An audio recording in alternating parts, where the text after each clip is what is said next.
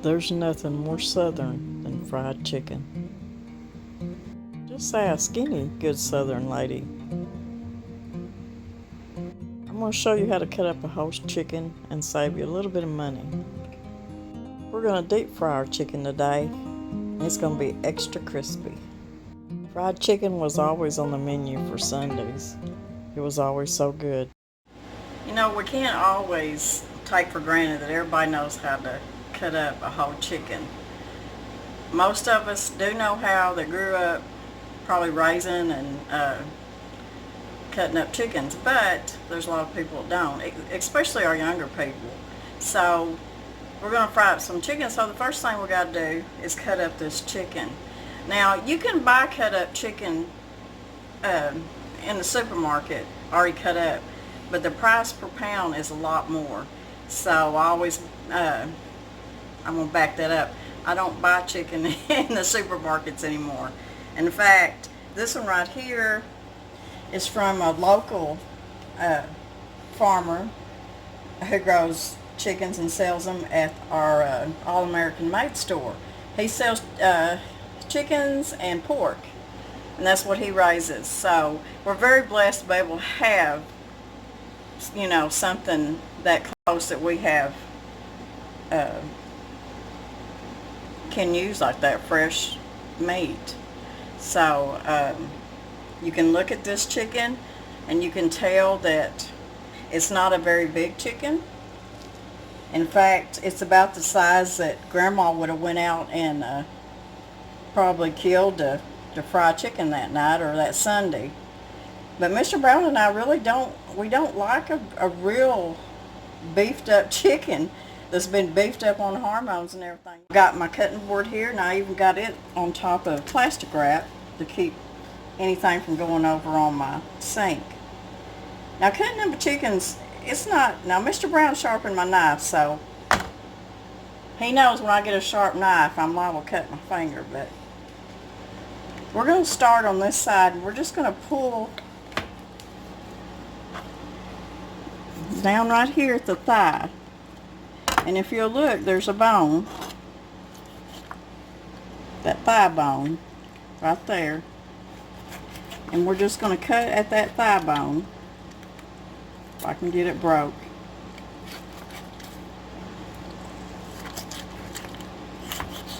And cut that off.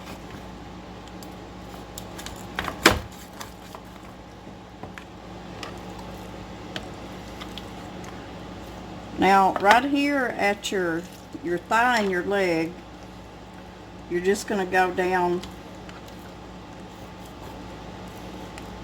Now there's going to be a bone right here, and you can kind of feel it and see where that bone is.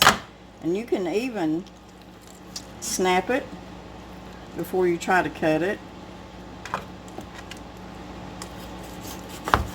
And then just cut your leg off your thigh just like that. So there's your thigh and the leg. Now I know this ain't perfect. I didn't grow up to be a butcher or nothing, but this is just how I learned. It's the best that I could do.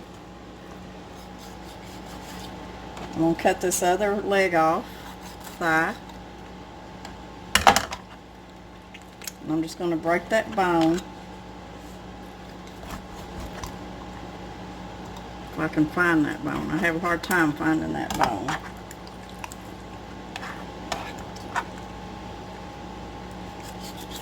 Am I making you nervous, Mr. Brown?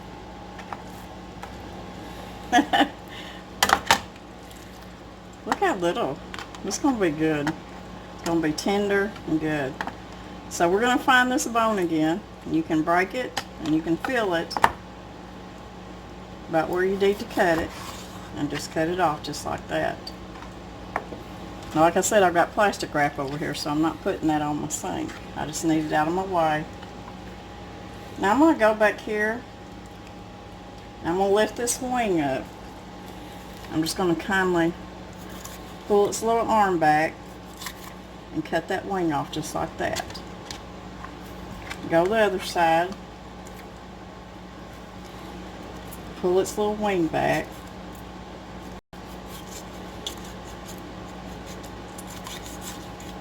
Get under that bone.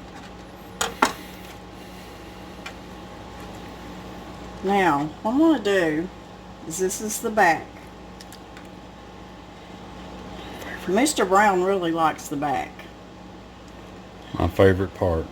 Because there is a place up in here, isn't it, Mr. Brown, right in here? Mm-hmm. That they call tenderloin of the chicken. And so we just fry it up, and he'll eat that tenderloin. Now, if you don't want to fry the back up, you can stick it in a bag with all your other pieces that maybe you're saving to make chicken broth. You can do that with it. But we're going to fry it up because Mr. Brown likes to eat the back. So I'm going to take my knife. And if you have scissors, meat scissors or shears, that's a good thing to cut the back off with. That always works good too. So there's your back. It's a good piece of meat. I mean, it's juicy. It's got a lot of... It's delicious. It's delicious piece right there. It's tender and it don't get dry.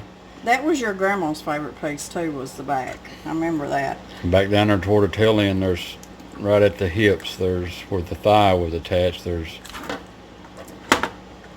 I call it a spoon. There's a little divot there in the bone that is some of the best meat you'll ever eat. I wish I could have a plate of it. So we're going to take our breast. And if you want to, you can take this bone out just like that. So what you got is two sides of your breast. I'm just going to take from the underside, just like this, and cut it.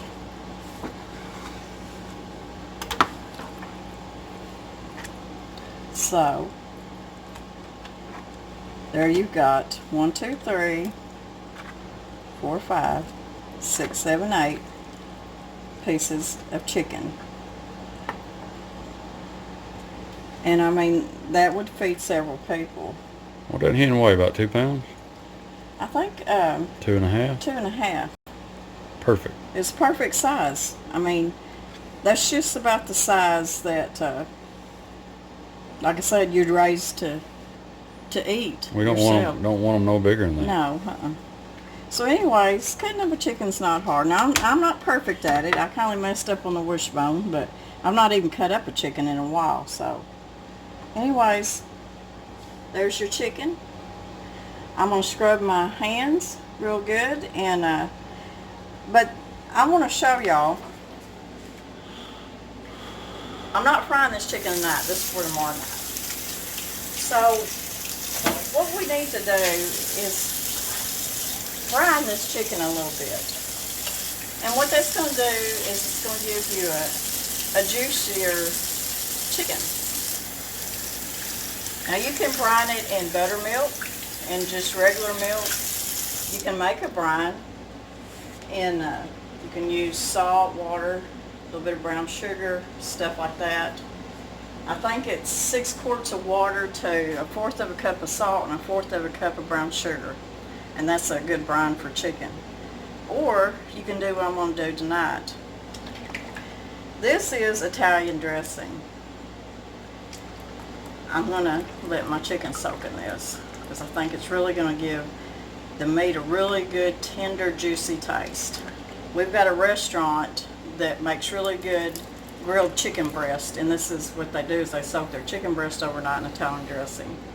So this is just a bottle I picked up at Walmart. Now I make my own vinaigrette, but if I was to make this much, it'd use up probably all my olive oil, so I thought it'd be cheaper just to buy me a bottle.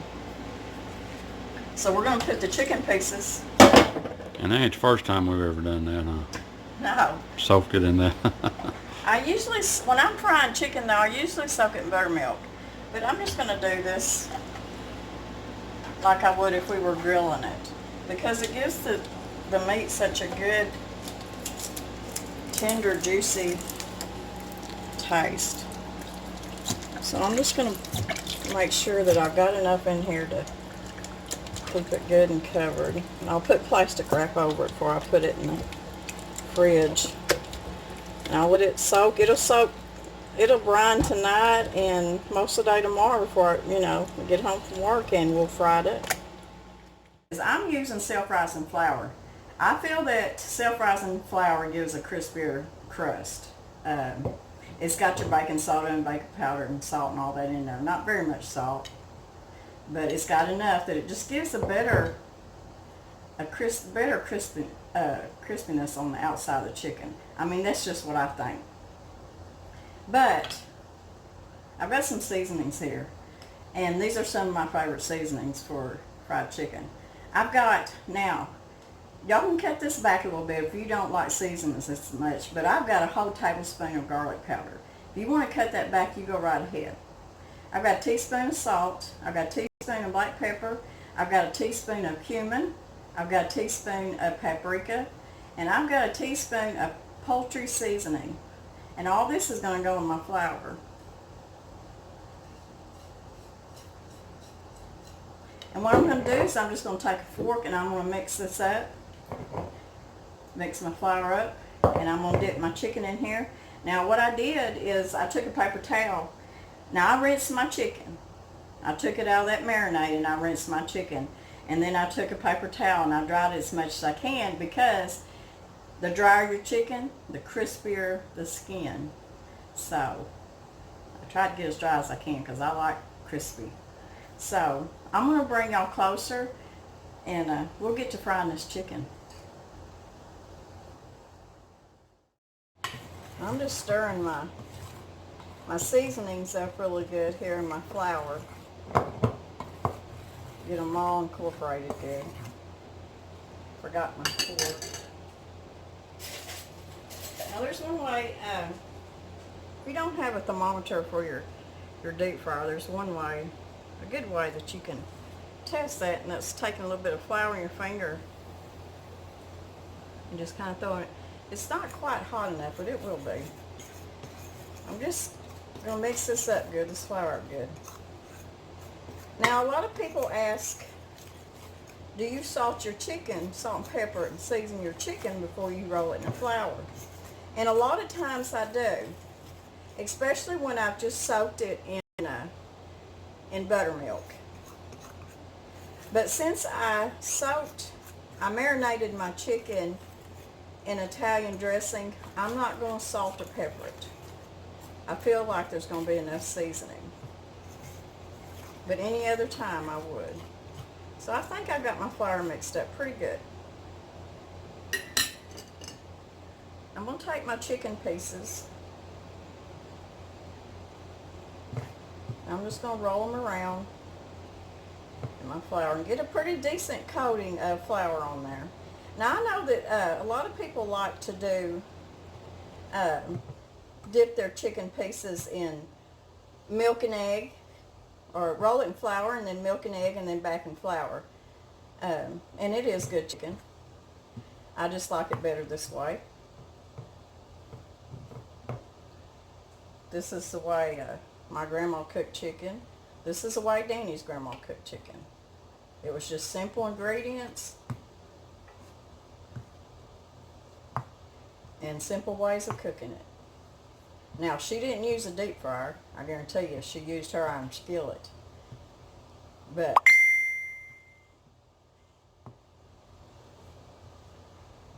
I'm sure that she probably had a deep iron skillet too. Okay, I think them are good. And I'm just going to drop my chicken leg in there. And yeah, it's plenty hot. I got it to 350. Now, cooking my chicken, I'm going to check the temperature with my meat thermometer. And cooking so much chicken in the school system, you had to be really careful, of course, at any time, and make sure you got that chicken good and done. And my chicken never come out of that deep fryer till it was 180, between 180 and 200.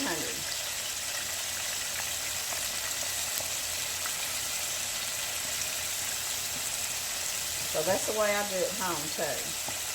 Now these are little pieces of chicken. They're not real big. You know what? If I just get my hands in there, I'll get this done a lot faster.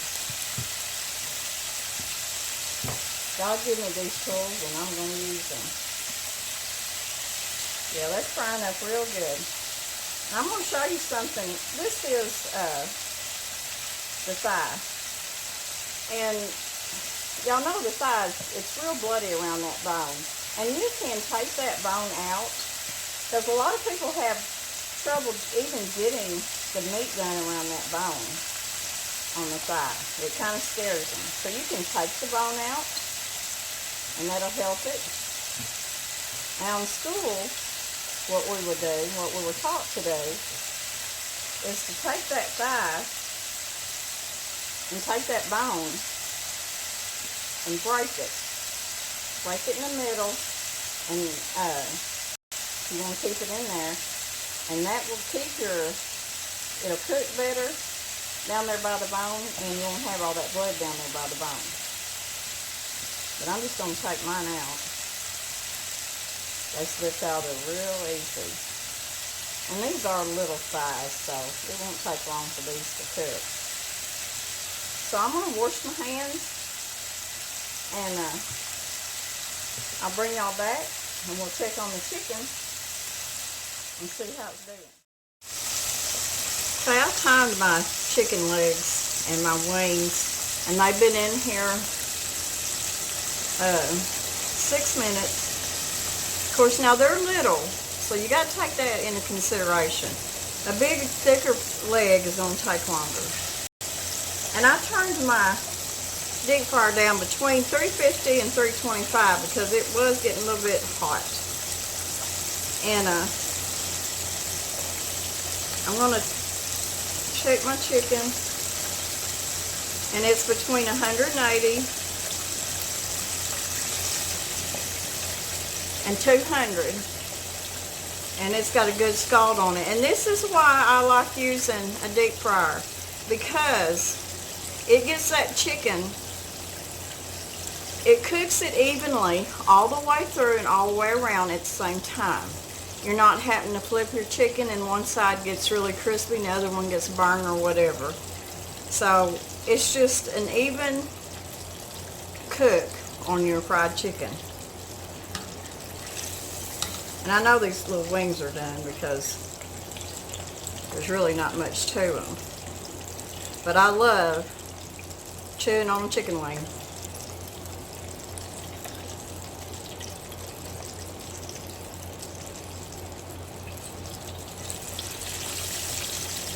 And you know what I can't understand? Used to, when my kids were young, chicken wings was one of the cheapest things you could buy and cook. And now, because I guess because of Super Bowl and different, you know, parties and stuff, your wings are very, very expensive now.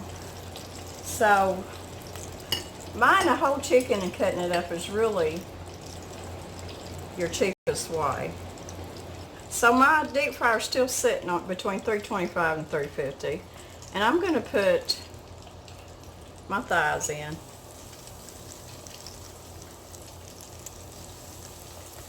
And I've got a breast here that I'm going to go ahead and stick in there too.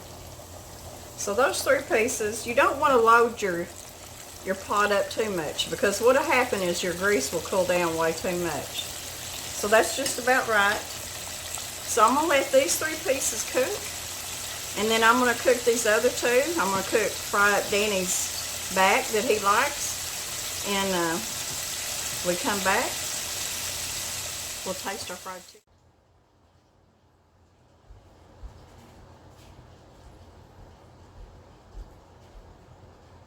So there you have it, guys. Good old-fashioned fried chicken. And no matter how you fry it, if you deep fry it in an iron skillet. If you oven fry it, I make some really good oven fried chicken. Either way, it's good. So I think I'm going to taste it. I mean, I have been waiting for this.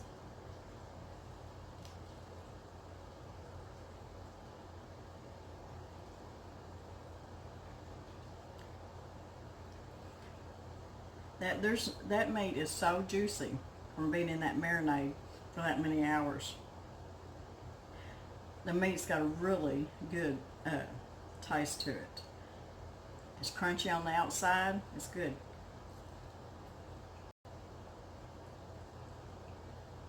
Really good chicken.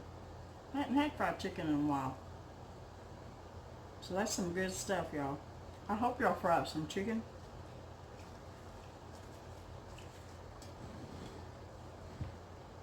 It was always a staple at our house because a couple of fryers would feed a big family. And when you can go outside to your homestead, whether if your chickens are for frying or for laying eggs, you know, the good Lord knew what he was doing. Because they do keep us fed, that's for sure.